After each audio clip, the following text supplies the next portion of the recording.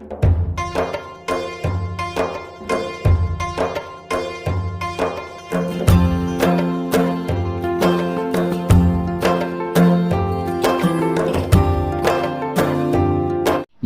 अपने राजकाज में जब उसको भी कोई दिक्कत आती है वो तो सक्षम माना जाता है पृथ्वी पर, वो भी परमात्मा की खोज करता है, उससे राहत चाहता है। इससे सिद्ध है कि वो कोई बहुत बड़ी शक्ति है और वो भी दे सकता है जो राजा नहीं दे सकता, जो राजा के पास भी वस्तु नहीं है। राजा क्या नहीं दे सकता, क्या दे सकता है? जब तक हमें ज्ञान नहीं था तब तक हम सोचते थे मंत्री ने, मुख्यमंत्री जी ने नौकरी दे दी।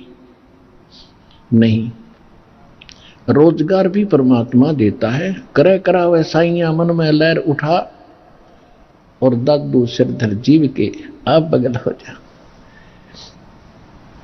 जो कुछ भी करता है भगवान करता है। वो करता कैसे है कि जिस पहले वो शुभ संस्कार बनवाता है और फिर उसको राहत देता है। तो शुभ संस्कार बनते हैं शास्त्र अनुकूल साधना से। शास्त्र के अनुकूल जो भक्ति हम करेंगे मर्यादा में रहकर, तो शास्त्र अनुकूल साधना में सबसे पहले सतगुरु की आवश्यकता पड़ती है और सतगुरु बताता फिर शास्त्र अनुकूल साधनाएं।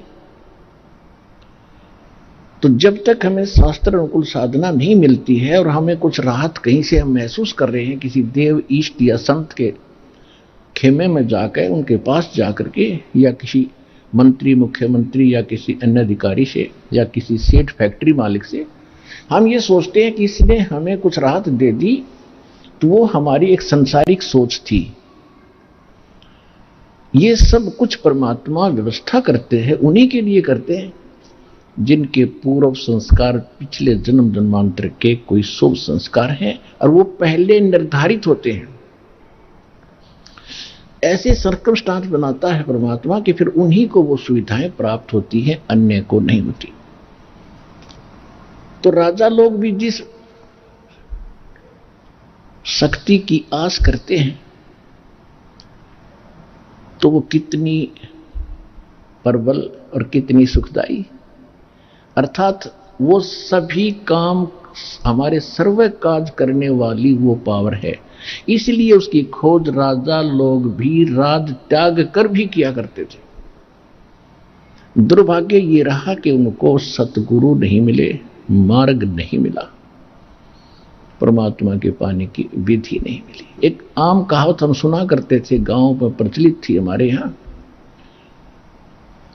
कि एक राजा का मित्र था कोई किसान। राजा कहीं शिकार में गया हुआ था, जिस बकवाद करने जाते ही है राजा लोग, जब इनको सुख हो जाता है तो भगवान छोड़कर बकवादे करते हैं। तो वो ज्यादा गहरा चला गया, कहीं दूर, भूख प्यास से व्याकुल था। किसान के पास अपने खेत में अपनी रोटी उपलब्ध थी, अपनी ही। राजा वहां पहुंच गया। उसने ये भी नहीं पूछा भी तू कौन है, कहां से आया है, किसान ने, और पूछा भाई भूख लगी होगी तेरे को घोड़े वाले। कहा जी भूख लगी। बैठ पहले भोजन खा। भूख लगी हुई थी, भोजन उसने सारा खा लिया। फिर उसने तब पूछा कि आप क्या खाओगे? कि कोई ना, मैं तो यहां से कोई घास फूस और फल फ्रूट मिलेगा तो खा लूंगा, आप अतिथि हो। इस बात से बड़ा प्रभावित हुआ राजा। तो राजा ने कहा भाई तेरा नाम क्या है? ये नाम है, ये मेरा गांव है। फिर उसने बताया कि भाई मैं राजा हूं इस नगरी का, जिस क्षेत्र में तेरा गांव पड़ता है, और तुझे कभी कोई आपत्ति आवत मेरे पास आ जाना।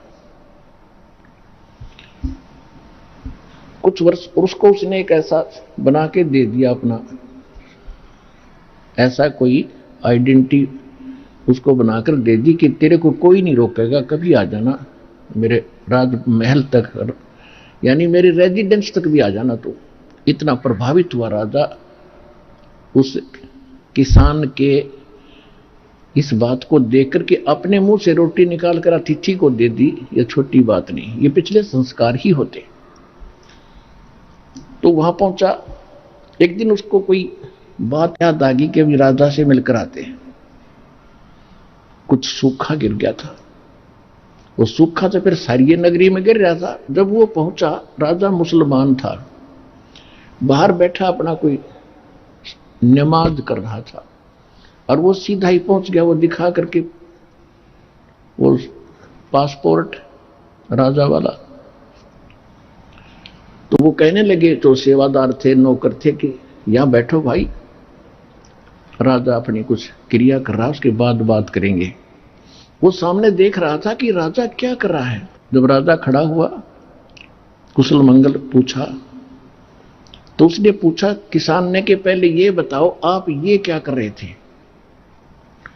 राजा ने कहा कि मैं भगवान से, अल्लाह से अपने राज में, अपने घर में सुख की कामना कर रहा था। अकाल गिर गया है, इसके लिए दुआ मांग रहा था। तो किसान कहने लगे, अच्छा मैं तो भिखारी के पास आ गया भाई, उससे तो मैं न मांग लूंगा अपने घर पे, फिर तेरे से क्या जरूरत है मुझे मांगने की। राजा भी उसी दुख में दुखी और मैं भी वही दुखी। मांगना किसी, देने वाला कोई और है, उसको हम भूल गए। तो सतलोक आश्रम बरवाला, जिला हिसार, हरियाणा में यही याद दिलाई जाती है कि संसारिक लोगों से तुम जो राहत मांगते हो, ये आपकी अध्यात्म ज्ञानहीनता है। परमात्मा से मांगो, परमात्मा उसी को देता है जिसके पहले के शुभ संस्कार है ना। बेशक मांगते रहियो, कति नहीं दे।